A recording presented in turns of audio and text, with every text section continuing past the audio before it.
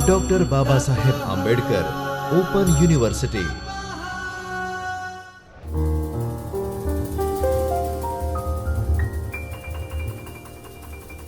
विद्यार्थी मित्रों नमस्कार, मैं डॉक्टर बाबा साहब आंबेडकर ओपन यूनिवर्सिटी के चैतन्य स्टूडियो से हिंदू स्टडीज विषय में असिस्टेंट प्रोफेसर शुभम तिवारी आज आपसे पुनः संवाद करूंगा अव्यय प्रकरण की। जैसा कि मित्रों पूर्व के संवाद सत्रों में हमें जाने थे अव्यय की परिभाषा, अव्ययम नाम यस्य रूपेण सदा तिष्ठति तस्य कदा न रूप परिवर्तनम भवति, कि अव्यय का शाब्दिक अर्थ है जो बदलता नहीं, जिसमें कोई परिवर्तन नहीं होता है।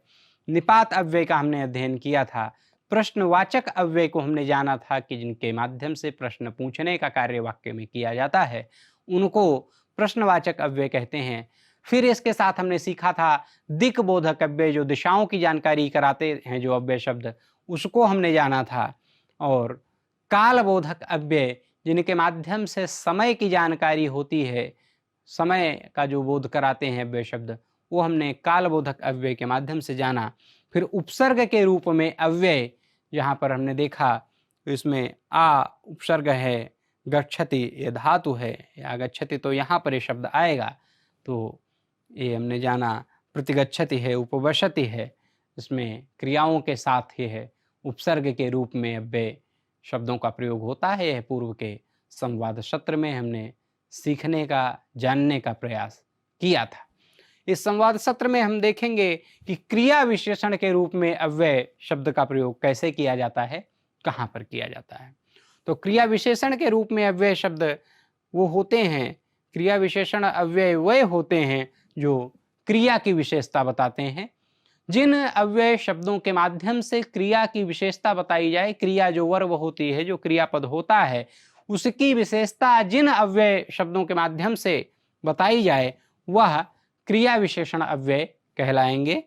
ये वाक्य में क्रिया के प्रकार, समय, स्थान या गति को व्यक्त करते हैं। जो क्रिया विशेषण अव्यय होते हैं वाक्य में क्रिया के प्रकार, किस प्रकार की क्रिया है, उसके होने का समय, स्थान और गति को व्यक्त करने का कार्य, उसकी स्पीड को, गति को, उसकी चाल को व्यक्त करने का जो कार्य है वह क्रिया विशेषण अव्यय के माध्यम से वाक्य में किया जाता है। उदाहरण हम देखते हैं, सह शीघ्रम गच्छति, वह जल्दी से जाता है, वह शीघ्र जाता है। तो शीघ्रम शब्द जो है वह क्रिया विशेषण अव्यय है। वह जाता है, यह सामान्य वाक्य हो सकता था, लेकिन शीघ्रम गच्छति, शीघ्र जाता है, जल्दी जाता है, यह उसके क्रिया की विशेषता को बताने का कार्य यह शीघ्रम शब्द करता है। बालकः मंदम पठति, बालक धीरे धीरे पढ़ता है। जो बालक है वह पढ़ने का तो कार्य कर रहा है, लेकिन कैसे पढ़ रहा है, तो मंदम यानी कि धीरे धीरे पढ़ रहा है। तो मंदम पद जो है, मंदम शब्द जो है वह क्रिया की विशेषता, पढ़ने की जो क्रिया है उसकी विशेषता बताने का कार्य कर रहा है कि वह कैसे पढ़ रहा है। तो उत्तर मिलेगा कि वह धीरे धीरे पढ़ रहा है। जो बालक है वह धीरे धीरे पढ़ता है। तो मंदम शब्द जो है वह क्रिया विशेषण अव्यय हो जाएगा, क्योंकि यह पढ़ने की जो क्रिया है उसकी विशेषता बताने का कार्य मंदम शब्द करता है। अहम सर्वत्र गच्छामि, मैं हर जगह जाता हूँ, मैं सब जगह जाता हूँ। तो मैं जाता हूँ यह सामान्य वाक्य है, लेकिन सर्वत्र जो है हर जगह, यह क्रिया की एक प्रकार से विशेषता बताता है। यहाँ पर स्थान बताने का कार्य कर रहा है। कहाँ जाता हूँ, तो सब जगह जाता हूँ, हर जगह जाता हूँ। और सर्वत्र शब्द जो है यहाँ समय, स्थान या गति को जो व्यक्त करते हैं, प्रकार, समय, गति और स्थान को, तो इसमें स्थान बताने का कार्य है सर्वत्र शब्द के माध्यम से किया जाता है। इस प्रकार यह क्रिया विशेषण अव्यय के रूप में यहाँ पर प्रयोग हुआ। यहाँ शीघ्र, मंदम और सर्वत्र जो शब्द हैं, ये पद जो हैं, वह क्रिया विशेषण रूप में अव्यय हैं। वह क्रिया विशेषण हैं और अव्यय शब्द हैं जो क्रिया की गति, प्रकार और स्थान, जैसे शीघ्रम है वह गति बता रहा है, मंदम जो है वह उसका प्रकार बता रहा है, और स्थान बताने का कार्य जो सर्वत्र अव्यय पद है इसके माध्यम से इस वाक्य में किया जा रहा है। फिर समुच्चय बोधक अव्यय समुच्चय बोधक अव्यय जो होते हैं तो समुच्चय बोधक के रूप में अव्यय शब्दों का प्रयोग किया जाता है, जिनके माध्यम से समुच्चय दो या दो से अधिक जो एक समुच्चय हैं, ग्रुप हैं, उनकी हमको जानकारी होती है। तो समुच्चय बोधक अव्यय वाक्य के विभिन्न अंशों या शब्दों को जोड़ने का कार्य करते हैं। वाक्य के विभिन्न अंशों या शब्दों को जो जोड़ने का कार्य है वह समुच्चय बोधक अव्यय के माध्यम से किया जाता है। ये वाक्य में दो या दो से अधिक विचारों, वस्तुओं या व्यक्तियों को एक साथ रखते हैं। वाक्य में दो या दो से अधिक विचार हों, वस्तु हों या व्यक्ति हों, इनको एक साथ रखने का कार्य जो है वह समुच्चय बोधक अव्यय शब्दों के माध्यम से किया जाता है। उदाहरण हम देखते हैं तो रामः च लक्ष्मणः वनम गच्छतः। श्री राम और लक्ष्मण वन को जा रहे हैं या वन में जा रहे हैं। तो राम और लक्ष्मण, ये जो चा है और के अर्थ में प्रयोग किया गया है, इसलिए चा शब्द जो है वह समुच्चय बोधक अव्यय के रूप में प्रयोग किया गया। सीता अपि तत्र अस्ति, सीता भी वहाँ है। तो जो अपि शब्द है ये भी के अर्थ में है, यह भी समुच्चय का बोध करा रहा है, यानी कि उसको भी, सीता जी को भी जोड़ने का कार्य इस वाक्य में वह कर रहा है। अहम अथवा त्वम गच्छावः, मैं या तुम दोनों में से कोई एक जा सकता है, या तो मैं जा सकता हूं अथवा तुम जा सकते हो। तो यहाँ भी समुच्चय है, इसलिए अथवा शब्द जो है तो या अथवा के अर्थ में अथवा शब्द का प्रयोग किया जाता है। तो इसमें इसका अर्थ हुआ दोनों में से कोई एक जा सकता है।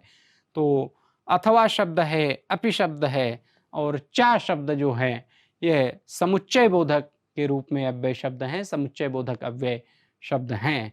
और इनके माध्यम से, समुच्चय बोधक अव्यय शब्दों के माध्यम से वाक्य के विभिन्न अंशों या शब्दों को जोड़ने का कार्य किया जाता है। ये वाक्य में दो या दो से अधिक विचारों, वस्तुओं या व्यक्तियों को एक साथ रखने का कार्य करते हैं, और ऐसा जिन अव्यय शब्दों के माध्यम से होता है उनको समुच्चय बोधक अव्यय कहा जाता है। फिर समुच्चय बोधक अव्यय के बाद हम देखेंगे नकारात्मक अव्यय। तो नकारात्मक अव्यय क्या है? तो नकारात्मक अव्यय वह अव्यय शब्द होते हैं जिनका प्रयोग किसी बात के नकारने अथवा अस्वीकार करने के अर्थ में प्रयोग किया जाता है। किसी भी बात को नकारना, उसको मना करना, इस अर्थ में जिन अव्यय शब्दों का प्रयोग किया जाता है वह नकारात्मक अव्यय शब्द होते हैं। इनका वाक्य में नकारात्मकता या इनकार का भाव होता है। इनकार करना मतलब उसको मना करना, उसको नकार देना, इनकार कर देना। तो इनका वाक्य में नकारात्मकता या इनकार का भाव होता है, जो नकारात्मक अव्यय शब्द होते हैं इनका। उदाहरण के रूप में हम देखते हैं तो सह न गच्छति, वह नहीं जाता है। अहम न पठामि, मैं नहीं पढ़ता हूँ। बालकः न रोदिति, बालक जो है वह नहीं रोता है, बालक रोने का कार्य नहीं करता है। तो इसमें न शब्द जो है वह नकारात्मक अर्थ में प्रयोग किया गया है। एक प्रकार से वह नकारात्मक अव्यय के रूप में ये शब्द प्रयोग में आया है। इसमें सह न गच्छति, अहम न पठामि, बालकः न रोदिति, तो जो ना शब्द है वह नहीं के अर्थ में प्रयोग किया गया है। तो इस प्रकार हम यहाँ पर देखते हैं ये जो ना शब्द अव्यय शब्द है ना, और वह किस प्रकार का अव्यय शब्द है ना, तो नकारात्मक अव्यय शब्द के रूप में ना का प्रयोग किया गया है। फिर निषेधात्मक, अभी नकारात्मक अव्यय शब्द हमने देखा, फिर निषेधात्मक अव्यय शब्द होते हैं। निषेधात्मक अव्यय वह अव्यय शब्द होते हैं जिनका प्रयोग किसी क्रिया को न करने की सलाह या आज्ञा के रूप में होता है। ना सामान्य अर्थ अलग है और निषेध करना मतलब उसको मना कर देना, एक प्रकार का उसमें आदेशात्मक भाव भी होता है।